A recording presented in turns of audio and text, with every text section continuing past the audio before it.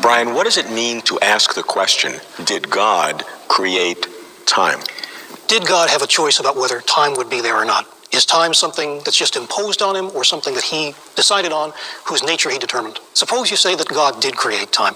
Then you've got a problem about the nature of the causation involved. Usually we think the cause comes earlier than the effect. If God is creating time, well, the effect of that is the very first instant of time. So there's nothing before that instant. There's nothing earlier than the very first bit of time. So you've got a causal relation without that earlier, later relation. So that's a problem. Yeah. If he didn't create time, then you've got to ask what its relationship is to him. Suppose that it's something independent of God. Well, then there's this thing that God is just stuck with. He's imposed on by time. He's got to wait for the future, same as we do. He's got to lose his past, except for memory, same as we do.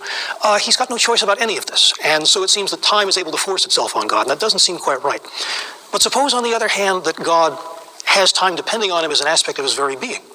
Well, Einstein tells us that space and time are aspects of one thing.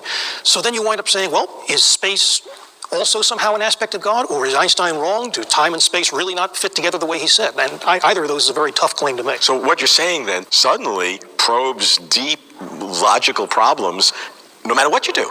Right. It's not an optional question on the exam. Yeah. I choose to take the problem with causation. I think God is not in time.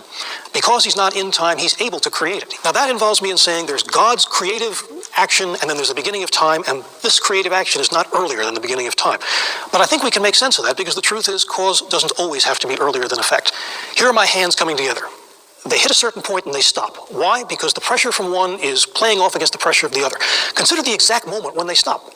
At that very instant, each was causing the other to be where it is. That means that God just has one instant now that encompasses everything. That's right. If God is outside of time, the future is there for him to see, the present and the past. It's all just there at once, and he sees it in one timeless instant. Leibniz had a famous question. Why did God take so long to create the universe? That's a hard question if God is in time, because you're right, then he's waiting literally forever, and then at one particular moment... Because the idea is like that suddenly God created the universe. Everlasting time has passed, and suddenly that was the right moment. Why? How could that one moment be specially good? Yeah. But if God is outside of time, the whole question dissolves. There's no period of time he's living to. You can't wait if your life doesn't take time. Time is the most basic condition of our lives, the thing we can't do anything about. Time flows on no matter how we wish we could stop it, no matter how we wish we could change the past. If God is outside of time, he is the one being for whom even time can't impose itself on him. The one being who can even mold time itself to his will, as we could never even hope to do. So it emphasizes the way that God is different and more perfect and greater than we are.